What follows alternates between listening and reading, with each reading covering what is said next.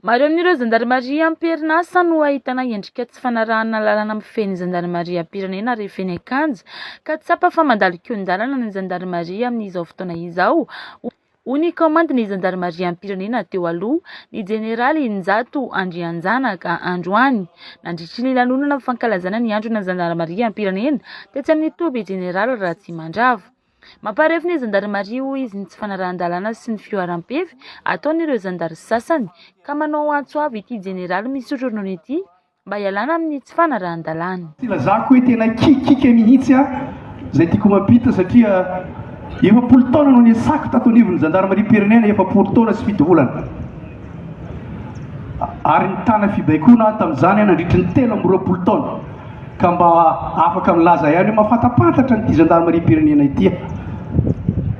Nandritra n'izay efapolo taona zay dia izaho no isan'ny manambonatra tsy ary détaché mihitsy fa tato foana na ray andro azy ka te hikikika ho antsika eny an-kianja tanindrazana sy lalàna fa mampalahelo fa ohatrany mandalo kion-dalana hafahafa ny zandarmaria pirenena ka te hikika hoe aoka re iverina ka hanaja hitandrina toy ny anak'Andriamaso ny lalàna sy ny fifehezana. Aoka ho fantatsika fa zavatra anankiray ataonao any an-kianja dia voany tenanao volo vady aman-janakao volo mpiara-miasa aminao ary afa baraka ny zandarmaria pirenena. Aoka zay ampy zay fa atao iverina amin'ny lalàna sy ny fifehezana isika.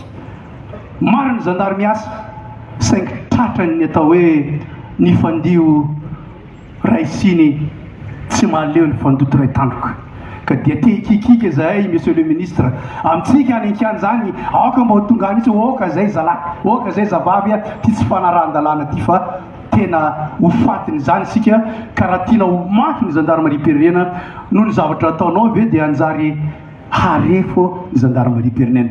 Tena kikika avy aty aminay ty ivelany zany zay efa manomboka mitazana hoe manahoana ny asan'ireo zany aza tsiny raha ohatra ka ny tenan'izay fa everiko fahadidy ho anay zoky ny miteny hoe tena tokony andinika marina atsika fa somary hafahafa ny zavatra misy tatoato.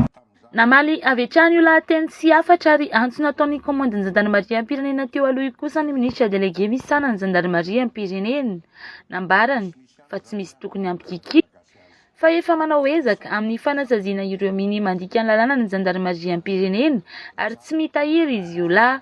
Notsindrin'ny ministra délégué misana ny zandarmaria am-pirenena ny generaly Andry Rakotondrazaka kanefa fa maro tokoa ny ambana sy ny sedra mahanjo ny zandarmaria amin'izao fotoana izao. Neno an'le resaka teo aho hoe mikikika ohatrany somary mieritreritra ihany aho ina ary mampikikika fa rehefa nataoko indray ny fandiniana dia marina zany satria maro tokoa ny ambana sy ny sedra mahazo ny zandarmeria amin'izao fotoana izao. Ny asa mon général ampanetretena no ilazako an'izany ny zandarmeria dia manao ny asa araky ny lalàna manan-kery ary mampiatra ny lalàna ary koa araky ny efa nolovaina tamin'ireo lehibe zoky teo aloha dia tsy mitahiry jiolahy ary tsy misasatra ny manasazy raha misy zany fa araky ny teninao teo hoe ny apahany vitsy mety miopefy kanefa mahagaga tokoa nefa rehefa gendarme ny miopefy dia hita be fa rehefa olo-kafa dia ohatrany tsy dia hita ihany fa samy miopefy kely eo ihany fa itsika dia hita ary tazana ianao amin'ny réseaux sociaux eny amin'ny rehetrarehetra na sanatria accidentaire dia mbola mahazo latsa ihany ny tena. No ena 10 taona katroka androany 2 aprily 2022 ny andro nandraisan'ny lieutenant colonel Richard Ratsimandrava ny fibaikona ny zandarmaria am-pirenena voalohany izay nanomboka ny 2 aprily 1970 ka natokana ho andro ny zandarmaria am-pirenena ny andro ny 2 aprily izay entina hanamariana io daty manatantara io. Niavaka ny fankalazana tamin'ity taona ity izay nanatanterana ny fanomezana mari-pakasitrahana sy mari-boninahim-pirenena ho an'ireo zandarmaria sy ireo mpiara-miasa rehetra ao amin'ny zandarmaria. Teo ihany koa ny fanaovam-beloma ireo jeneraly misotro ronono. Tazona ny hanomezana fankasitrahana manokana manoloana ny asa nataon'ireo zandarmaria indrindra ho an'ireo mpisotro ronono izay nahavita be tamin'ny asa sy ny adidy izay nataony teo anivon'ny zandarmaria ho ny kaomandiny zandarmaria amin'ny pirenena ny jeneraly Rakotomalala Jean Imbert.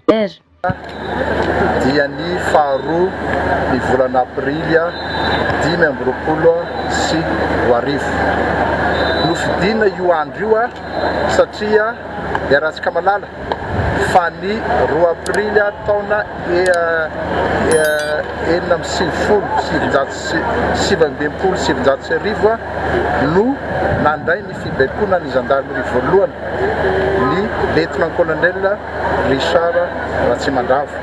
Dia io zany no notazomina ho andron'ny zandarmerie pirenena. Ny natao androany dia novana tsy mitovy ohatry ny tamin'ny herintaona fa dia entina nanome voninahitra an'ireo manam-boninahitra jeneraly, manam-boninahitra ambony, manam-boninahitra lefitra, zandaria, zaya avy ny tana andraikitra ambony tetanivy ny zandarmerie pirenena anefa defa lasa misotro ronono amin'izao fotoana zao. Izao fankalazana zao dia tsy miteto andrenivohitra ihany no manao azy fa isaky ny renivohim-paritany dia mankalaza andro fa andro ny zandarmeria zao zay ny faharoa ny volana aprily 2024. Dia ao anatin'ny fankalazana koa dia misy koa ireo fanatsarana ny fotodrafitrasa eo anivon'ny zandarmeria raha miteto amin'ny fibaikona zao dia io hitantsika io zao fa nolokoana zany ny poste de commandement ny gendarmerie nationale eto Antananarivo. Toy izay zany ny fankalazana ny faharoa ny andron'ny gendarmerie. Ny antony fanomezana an'ireny mari-boninahim-pirenena na ny médaille ny gendarmerie reny dia mifankasitrahana ireo asa goavana sy ny andraikitra izay niraisin'ireo zandary izay efa misotro ronono dia tsy maintsy akasitrahana izy satria navita be ho an'ny gendarmerie ho an'ny firenena. Mbola tsy miova kosa nefa ny andraikitra izay sanin'ny zandarmaria amin'ny pirenena izay mifantoka betsaka amin'ny foto-kevitra napetraky ny ministra délégué misana ny zandarmaria dia ny ametraka ny fandriampahalemana eo amin'ny tanàna na ho any amin'ny tontolo ambanivolo na andrenivohitra ka manao ezaka amin'ny fanatanterana izany ireo zandary. Dia ny andraikitry ny gendarmerie dia tsy mivoana amin'ny tarigetra ny andriamatoa ministra délégué misana ny gendarmerie miaro ho antoky ny fampatrona ny fotony. Mazava tsara izay tarigetra na vinany andriamatoa ministra zay ary dia izay no tanterahan'ny zandary rehetra manerana ny nosy isan'andro eo amanatanterana ny andraikitra zany dia mampandry fahalemana mametraka ny fandriampahalemana any ambanivohitra na aty andrenivohitra. Nanamafy kosa ny kamandiny zandarmaria amin'ny pirenena fa mitaky-ezaka avy amin'ny rehetra ny asa ary manentana ny zandary ny tenany mba hanao ny asa araka ny lalàna sy hanaja ny fitsipifehezana mba ahafahana mahazo vokatra tsara, ametraka ny lamina arak'asa mba hisiny ny filaminana ihany koa. Tetsy amin'ny Toby Ratsimandrava moa androany no nanatanterana ny lanonana nanamariana ny andro ny 2 aprily izay natokana ho an'ny zandarmaria izay notronin'ireo manam-boninahitra samihafa sy ireo tafika malagasy izay notarian'ireo ministra telo mirahalahy misehatra amin'ny sehatry ny filaminana sy ny fandriampahalemana. Isana nanome voninahitra ny lanonana teny an-toerana ihany koa ny filohan'ny antenimieran-doholona ny jeneraly Richard Ravalomanana. Tsy marina ny filazana fa lasa miaro ny fanjakana tsy ho rava ny zandarmaria amin'ny pirenena ankehitriny fa tsy miaro ny vahoaka sy ny fananana araka ny lalàna mamaritra ny asany. Hoy ny jeneraly efa mpisotro ronono ny jeneraly Rasolo Fulumena androany. Nambarany fa samy mampiasa ny zandary avokoa ireo fanjakana rehetra nifandimby teo aloha fa tsy midika velivelo ho fanarahany zandary loko politika izany. Rehefa mijoro ara-dalàna ny fanjakana dia manana anjara asa ho mpiara-miasa aminy izany fanjakana mijoro izany zandarmaria izany fanazavany. Ampiasaina ohatran'izany ihany le zandama. Ampiasaina ohatran'izany le zandama. Rehefa tsy fitondrana izy dia izy no sakana ny zandama dia tsisy ty zandama ity. Zay le izy raha ohatra te hiteny amin'ny zavatra mahity dia zay. Voaka ny fananana izy. Ka le fanjakana mijoro amin'ny ara-dalàna. Ahoana moa tsy arovana gendarmerie azy? Sa voafidy amin'ny tsy ara-dalàna le fanjakana? Voafidy voafidy amin'ny ara-dalàna. Dia arovana gendarmerie, zay. Rehefa miova indray io, tsy ohatr'olo le mpitondra amin'izao, dia jereo fa arovana gendarmerie ihany izy eo. Miatra manaina ny asa mahazandaro ny jeneraly Raslo Flumene, indrindra amin'ny fiarovana ny vahoaka sy ny fananany, izay asa ifantohan'ny zandarmaria amin'ny ankapobeny. Nambarany fa tsy afaka miala amin'ny mahazandary azy ireo ny zandary na dia efa misotro ronono aza, izay mbola manana ny anjara asa sy ny adidiny hatrany. Io ny miatra manainy.